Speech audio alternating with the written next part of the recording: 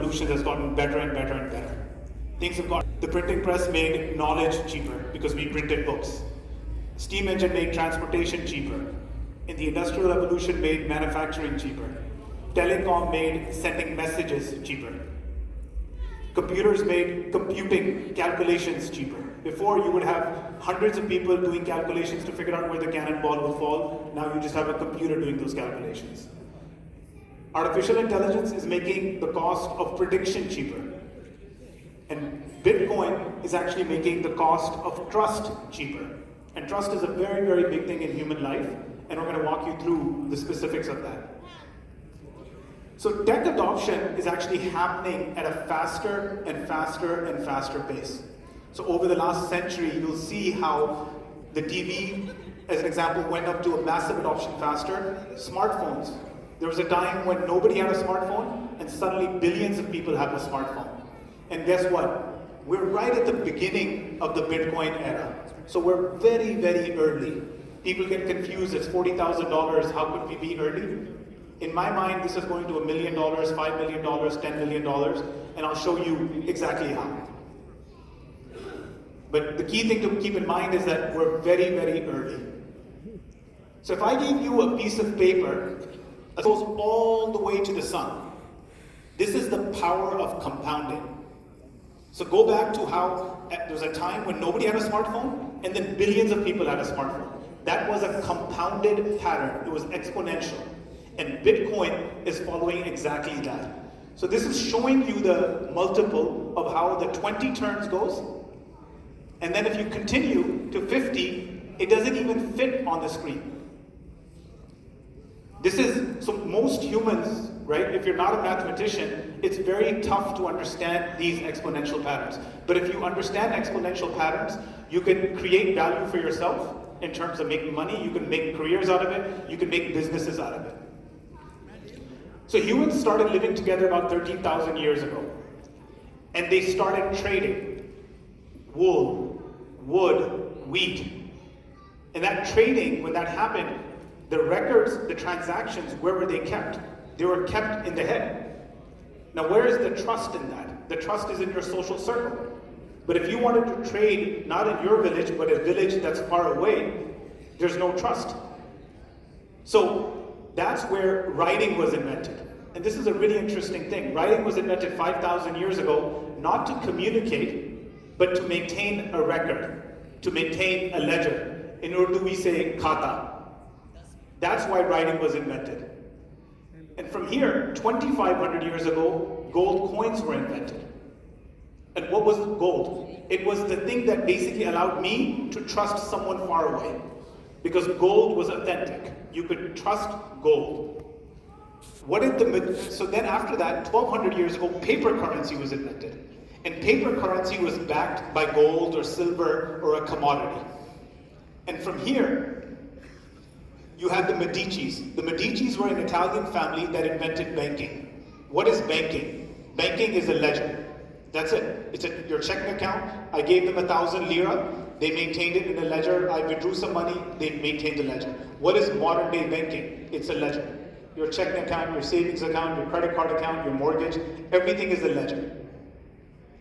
About 50 years ago, just 50 years ago, the US and every currency in the world, 160 currencies, moved to something called the fiat standard. Currencies were no longer backed by gold. They were just printed. This experiment is finishing. It's a catastrophe. It's made everything expensive. And so over the next 5, 10, 15 now, and Bitcoin's going to take over, is what I think. And I'll walk you through why I think that.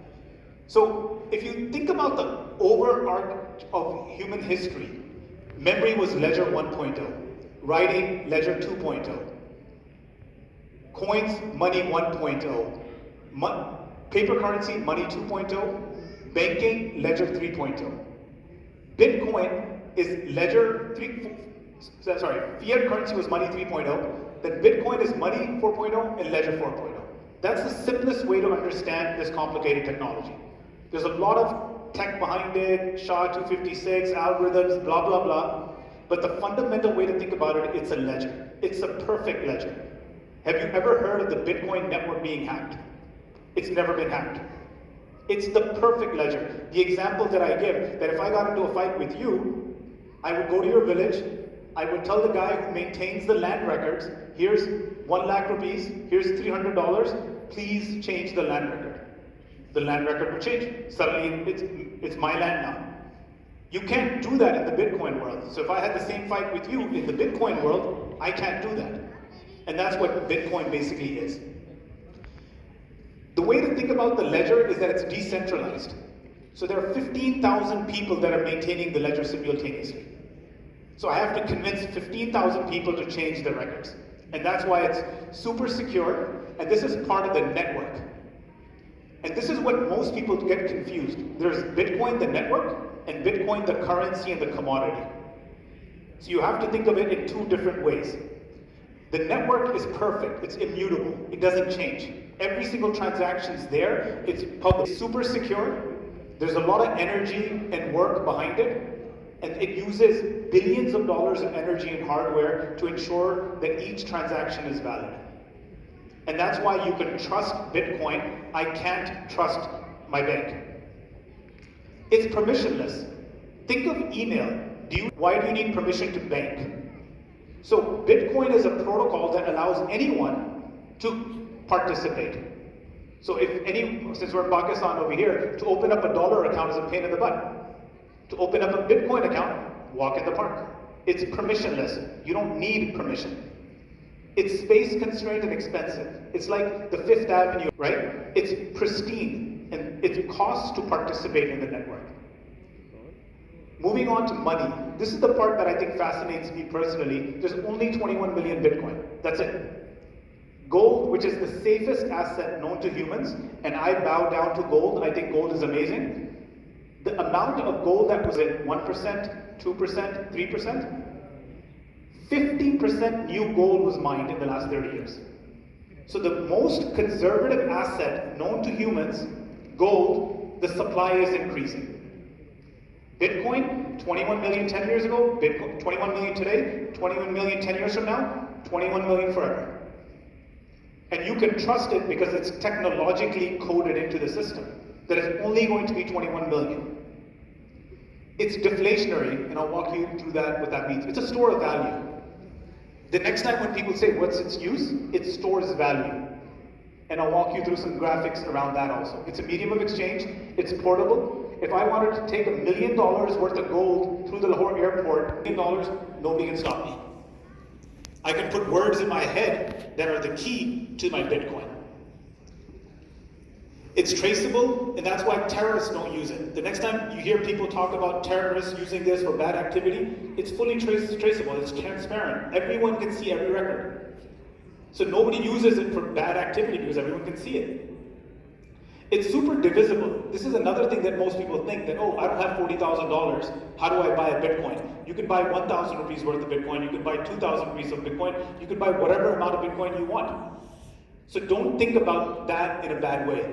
Self-custody. If I wanted to custody my money, right, it's very hard because of the amount of money. If I wanted to custody gold, it's hard.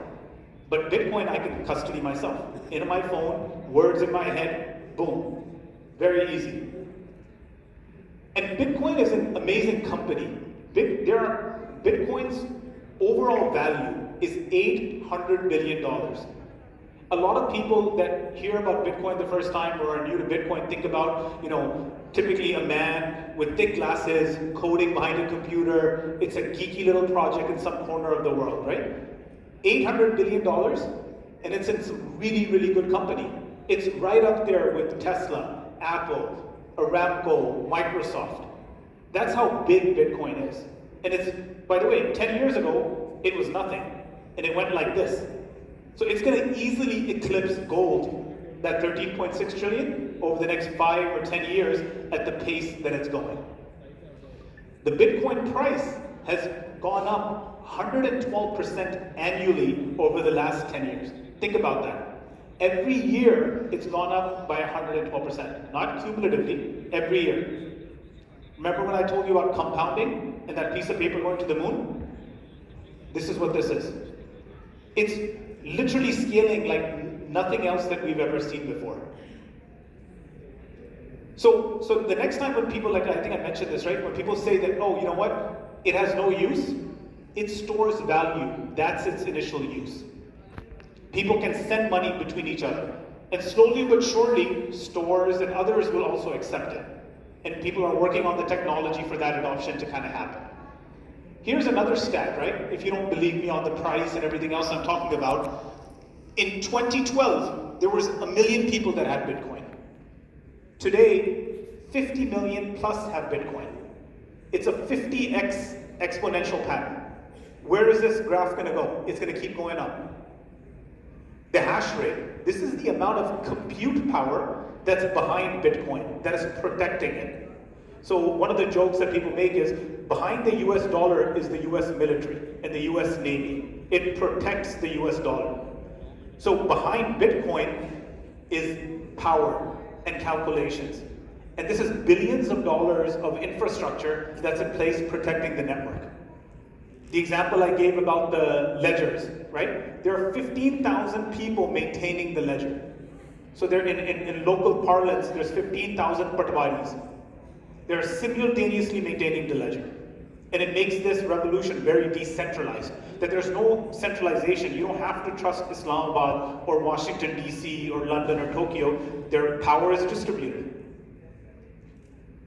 There's a concept in Bitcoin called diamond hands, that when people buy Bitcoin, they hold on to it. So more and more people are not selling their Bitcoin. Because what would you sell it for? Gold? Where the supply is increasing? You would buy land. Lahore is expanding, New York's expanding, right? Going up, going horizontal. Bitcoin, 21 million. So right now, 15 million of the 21 million Bitcoin haven't moved in a year. They're just stuck because people are not selling. And this compounding will hit the 21 million cap. So more and more people aren't going to sell, as more and more people start believing and understanding it. And this is what makes this asset, it's going to just keep going up. The total number of Bitcoin are 21 million, and they were released in something called halving. It's a very technical algorithm, but I'll try to simplify it for you. In the first halving in 2012, 10.5 million Bitcoin were released. A massive number of Bitcoin came to the market. That's when some people bought a pizza for like thousands of Bitcoin, because a Bitcoin was worth 1 cent. But then guess what happened? In the next halving, the supply halved. In the next halving, the supply halved further. And we are just finishing the fourth halving, which is going to happen in April. And guess what's happening to the Bitcoin price? It's going up. Because it's being released at a smaller and smaller pace. And this is what makes it deflationary. How many rupees is the central bank in Pakistan printing? How many dollars is the Federal Reserve Bank in the US printing? Unlimited. This, less. And because of the halving, so as the supply release goes down, the price keeps going up. So in April, the halving will happen and the release will become even less. And guess what's going to happen? The price is going to shoot up. More and more people are going to get excited, they're going to buy it. It will overshoot like it always does. It'll go to some crazy number like 200,000, 300,000, and then it will come down. The number of transactions on the Bitcoin network every year has increased by 57%. So it's a network that more and more people are using. This was a really fun slide to put together. If you add up all the assets in the world, real estate, bonds, oil, equities, money, metals, gold, art, you get $850 trillion. Every single asset in the world. Bitcoin, 800 billion. 0.8 trillion. It's not even 1 trillion. Now, there's two ways to look at it, right? The glass half empty is that, oh, it's so small. The glass half full perspective is, 10 years ago, it was literally worth $1. Today, it is around how software eats the world, right? If you think about, your entertainment and your communication and your commerce and your banking, everything's happening on the phone. Software ate the world.